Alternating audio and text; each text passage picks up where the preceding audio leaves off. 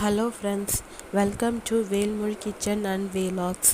இன்றைக்கி நம்ம பார்க்க போகிறது குழந்தைங்களுக்கு ஏற்படக்கூடிய சளி, இருமல், வயிற்றுப்போக்கு, வயிற்று மந்தம், பசியின்மை இதெல்லாம் சரி செய்யக்கூடிய ஒரு அற்புதமான மருத்துவ குறிப்புகள் பற்றி தான் நம்ம உங்ககிட்ட பார்க்க போகிறோம். இதுக்கு தேவையான பொருட்கள் என்னென்னா, பூண்டு 2 பல் எடுத்துருக்கேன், ஜீரகம் 1 சிட்டிகை, 8 மிளகு, வெத்தலை 1, 2 கற்பூரவள்ளி இலை, 1 கொத்து கருவேப்பிலை.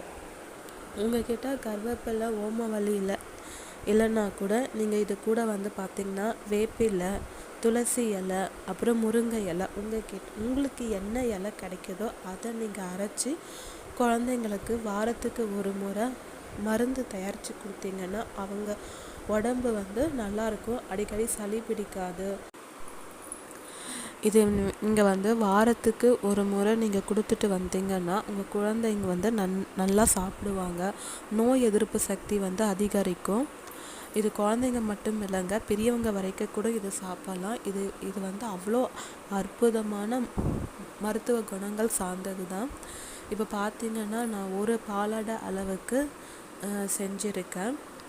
உங்கள் வீட்டில் குழந்தைங்க ஒரு 2-3 வயசில் இருக்க குழந்தைங்களுக்கு இதை விட இது கூட இன்னும் நல்லா எக்ஸ்ட்ராவாக ஆட் பண்ணி கூட நீங்கள் செஞ்சு இந்த மாதிரி செஞ்சு அவங்களுக்கு கொடுக்கலாம். இது கூட பார்த்திங்கன்னா கொஞ்சோண்டு சக்கை மீந்திருக்கும், இந்த சக்கையும் நம்ம அப்படியே கூட சாப்பிட்டுக்கலாம், ஒன்றுமே ஆகாது. இது அவ்வளவும் ரொம்ப நல்லது. உங்களுக்கு இந்த வீடியோ பிடிச்சிருந்தா நீங்கள் லைக் பண்ணுங்கள், ஷேர் பண்ணுங்கள்.